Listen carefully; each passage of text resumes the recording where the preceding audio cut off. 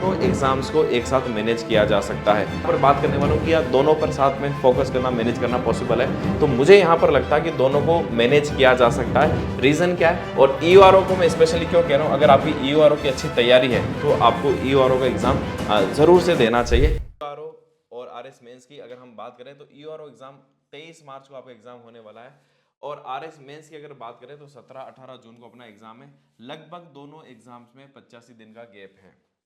ठीक है, अब आपको ईओआरओ एग्जाम भी देना है और आरएस मेंस का एग्जाम भी देना है। अगर आपके दोनों आरएस प्री क्लियर हो रहा है तो अगर आप दोनों एग्जाम में है तो मुझे यहाँ पर ऐसा लगता है पर्सनली कि इन दोनों एग्जाम में क्योंकि लगभग लगभग काफी अंतर है, 85 दिन का अंतर अपने को यहाँ पर दिख रहा है, तो दोनों एग्जाम्स को एक साथ मैनेज किया जा सकता है। बहुत सारे कैंडिडेट्स के साथ कंफ्यूजन है कि आरएस बहुत बड़ा एग्जाम है, हमने मेंस की बहुत अच्छी तैयारी भी कर रखी है। अगर ईओआरओ की हमने तैयारी की, क्योंकि उसमें पार्ट भी बिल्कुल थोड़ा अलग तरह का नगर पालिका एक्ट है जिसका आरएस मेंस में कोई लेना देना नहीं है, तो ऐसा नहीं है कि बहुत सारा टाइम वेस्ट हो जाए, हम टेस्ट सीरीज दे या नहीं दे मेंस की, क्या करें ये समझ में नहीं आ रहा। तो देखो, एक तो मैंने वही बात बताई कि क्लैरिटी होना बहुत जरूरी है। अगर कंफ्यूजन में रहे तो दोनों ही चीजें चली जा सकती है, इसलिए कंफ्यूजन नहीं रखना। जो भी आपको डिसीजन लेना है वो पूरा क्लैरिटी के साथ लेना है। अगर पूरी तरह से आरएस मेंस पर आपको फोकस होना है तो पूरी क्लैरिटी के साथ डिसीजन लेकर उस पर फोकस रहिए। ठीक है, और केवल देखो, क्योंकि अगर आप दोनों दे रहे हैं तो ऐसा तो होगा नहीं कि आप केवल ईआरओ पर, आप तो या तो केवल आरएस मेंस पर फोकस करेंगे या आप दोनों पर फोकस करेंगे। मैं यहाँ पर बात करने वाला हूँ कि आप दोनों पर साथ में फोकस करना, मैनेज करना पॉसिबल है, तो मुझे यहाँ पर लगता है कि दोनों को मैनेज किया जा सकता है। रीजन क्या है, और ईओआरओ को मैं स्पेशली क्यों कह रहा हूँ, अगर आपकी ईओआरओ की अच्छी तैयारी है तो आपको ईओआरओ का एग्जाम जरूर से देना चाहिए। रीजन मैं बता देता हूँ, तो ईआरओ ऐसा एग्जाम है जो केवल 1 डे एग्जाम है, एमसीक्यू बेस्ड एग्जाम है। लेकिन आरएस मेंस एग्जाम ऐसा है जो एक पूरा मेंस में 4 पेपर आपको यहाँ पर देने हैं और एक सब्जेक्टिव एग्जाम है।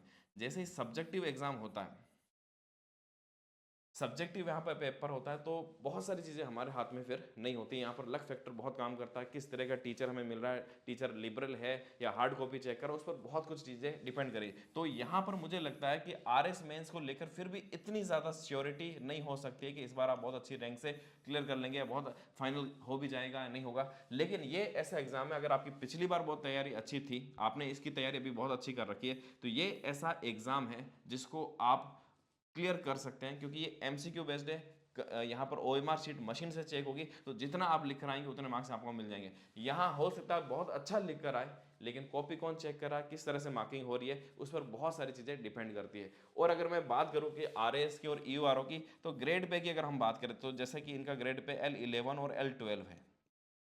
आरएस में अगर आपको 2 3 4 5 शुरुआत की पोस्ट छोड़ दिया, जो 5 प्रेफरेंस आप शुरुआत के भरते हैं उनको छोड़ दे, अगर आप जनरल कैटेगरी में हैं और आपकी अगर 150 के अंदर रैंक नहीं आई, तो आपको जितनी भी बाकी की पोस्ट मिलेगी वो L10, ठीक है, L10, L11 और L12। स्टेट सर्विस में भी ऐसी कोई स्टेट सर्विस भी मिलती है, तो इसमें कई सारी पोस्ट ऐसी हैं जो L12 की होती है, और अलाइड सर्विस में कुछ पोस्ट आपको L11 की मिलेगी और ज़्यादातर पोस्ट आपको L10 की मिलेगी। अगर आप फाइनल एग्जाम क्लियर भी कर लेते हैं तो मुझे लगता है कि वहां पर भी आपको यहाँ पर L10 और L11 की पोस्ट ही मिलती है, अगर आपका बहुत अच्छे मार्क्स नहीं आते, आप 150 से 200 रैंक के बाहर जाते हैं। तो ये सिर्फ ये वाली जो ग्रेड पे है और ये जो पोस्ट है वो आपको एक दिन के सिंगल एग्जाम देने से ही मिल रही है। इसका मतलब इसकी इंपॉर्टेंस यहाँ पर ईओआरओ की बहुत ज्यादा है। इसलिए अगर आप इसकी एग्जाम देने के लिए, आरएस मेंस के लिए, अगर आप आरएस के लिए इतने डेडिकेट हैं यहाँ पर, तो मुझे लगता है कि आपको इस एग्जाम के लिए भी डेडिकेटली तैयारी करनी चाहिए। क्योंकि अगर आपका लक्ष्य है, और मैं अगर बात करूँ इस पोस्ट की, इस पावर की और इसकी प्रेस्टीज की, तो लगभग लगभग आरएस की जो पोस्ट है ना, जैसे उसमें जो तहसीलदार है बीडीओ उस लेवल की मान सकते हैं। बाकी अलाइड सर्विस की फिर भी इतनी पोस्ट उस पावर या प्रेस्टीज नहीं होती है, लेकिन ईओ की जो पोस्ट होती है, ईओ स्पेशली मैं जिसकी बात कर रहा हूँ, ईओ की पोस्ट, उस ईओ की जो पावर होती है वो आप समकक्ष मान सकते हैं एक तरह से एक तहसीलदार की और एक बीडीओ की। जैसा बीडीओ का काम होता है एक पंचायत समिति में, उसी तरह का उसका नगर पालिका में वहाँ पर इस तरह काम होता है। हालांकि तहसीलदार का और बीडीओ का हम देख सकते हैं थोड़ा कार्य क्षेत्र ज़्यादा है, लेकिन यहाँ पर ईओ को उसी तरीके से आप यहाँ पर कंपेयर कर सकते हैं कि ये भी एक अच्छी पोस्ट है जो केवल आपको सिंगल डे एग्जाम में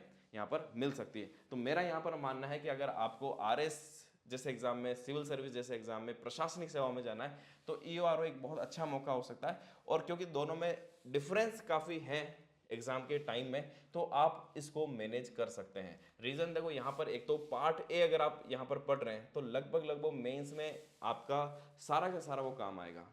ठीक है ना। आप क्योंकि आप ऐसा नहीं है, ठीक है वहाँ लिखने वाला एग्जाम नहीं है, पढ़ने वाला एग्जाम, लेकिन जो आप पढ़ रहे हैं वो सारा का सारा आपको मेंस में काम आने वाला है। आपको सिर्फ पार्ट बी को एक्स्ट्रा है उसको तैयार करना है, ठीक है। पार्ट बी जो कि 40 नंबर का अपने आने वाला है, उस पर थोड़ा सा आपको एक्स्ट्रा एफर्ट्स लगाने की जरूरत है, क्योंकि पार्ट बी से बहुत अच्छे सवाल यहाँ पर बनते हैं और वो एक नगर पालिका एक्ट पूरा एक्ट अलग ही है, ठीक है ना। तो 40 मार्क्स वाले को आप करना है, पर आप थोड़ी सी मेहनत करके लास्ट के जो 10-15 दिन आए उसको आप डेडिकेटली पार्ट बी के लिए और उस पर डेडिकेट कर दीजिए, तो भी आप बहुत अच्छे से कर सकते हैं। पिछली बार तो हालांकि काफ़ी इजी एग्जाम हम कह सकते हैं, पार्ट ए भी बहुत इजी आया, पार्ट बी भी बहुत इजी आया है ना।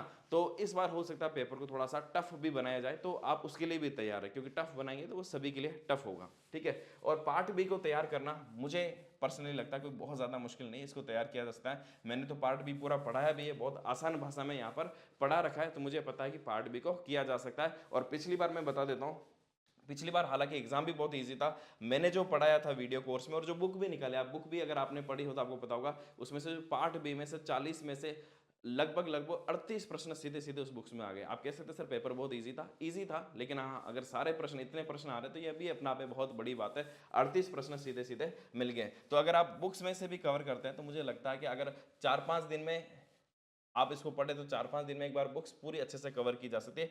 उसके बाद आपको इसको पढ़ने के बाद 2-3 बार रिवीजन करना पड़ेगा, तब ये एक्ट याद होगा आपको। धारा याद होगी, धारा याद करने के लिए थोड़ी सी मेहनत करनी पड़ेगी, है ना। तो पढ़ने में तो फटाफट पढ़ी जा सकती है, लेकिन उसके बाद उसमें रिवीजन बहुत ज़्यादा ज़रूरी है, तब जाकर इसको आप कर सकते हैं। और बाकी अगर वीडियो कोर्स भी मैंने करवा रखा, वीडियो कोर्स पे आप करते हैं तो मुझे लगता है ये वो पूरा कोर्स ही आप 1.5 या 2 की स्पीड में देखेंगे तो 20 से 25 घंटे में इसको आप पूरा कर लेते हैं। उसके बाद आप 2-3 बार उसको बस अपने जो नोट्स है, प्रिंटेबल नोट्स आपको उपलब्ध करा रखें, ये जो बुक है उसके पूरे प्रिंटेबल नोट्स के रूप में आप इस वीडियो कोर्स में उपलब्ध है। उन प्रिंटेबल नोट्स से भी आप डायरेक्ट पढ़ लेंगे, आपको खुद को नोट्स बनाने की जरूरत नहीं है, आप प्रिंटेबल नोट्स में से ही खुद सारी चीज़ें पढ़ लेंगे और अपने केवल शॉर्ट नोट्स आप तैयार कर लेते हैं, उसी से आपका काम हो जाएगा। और आप सबकी डिमांड पर यहाँ पर आपकी लगातार डिमांड आ रही है, जो पार्ट बी, अगर आप यहाँ पर मैं आपको बताता हूँ अभी भी टाइम है, अगर आप पार्ट बी वीडियो कोर्स से करना चाहते हैं, बुक्स अवेलेबल है, बुक से आप पढ़ना चाहें बुक से भी हो सकता है, केवल वीडियो कोर्स से भी करना चाहें, वीडियो कोर्स की आप सबकी डिमांड पर अब इस पर 30% का सीधा सीधा डिस्काउंट कर दिया गया।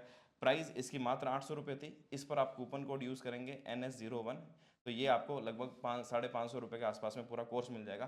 केवल अगर आप इससे भी पढ़ लेते हैं, लगभग मान के चलिए, मैंने बस पूरा एक्ट ही पढ़ा है, कोई धाराएं छोड़ी नहीं है, बस मैंने इसको ये काम किया कि उसको बहुत आसान भाषा में यहाँ पर कर दिया है, तो आपके ये पूरा काम आने वाला है। और उसके साथ टेस्ट सीरीज अलग से आपको पार्ट बी की मिल जाएगी, वो इसके साथ बिल्कुल फ्री रहेगी। और आप पूरा कोर्स लेना चाहे पार्ट ए पार्ट बी, वो भी उपलब्ध है, और इस पर भी आपको 30% अब ऑफ यहाँ पर मिल जाएगा। और लास्ट टाइम चल रहा है, लास्ट टाइम पर आप जाकर इसको पढ़ सकते हैं, ठीक है ना। और इसके साथ साथ जो फुल कोर्स है उसके साथ फुल टेस्ट सीरीज भी आपको बिल्कुल निःशुल्क मिल जाएगी।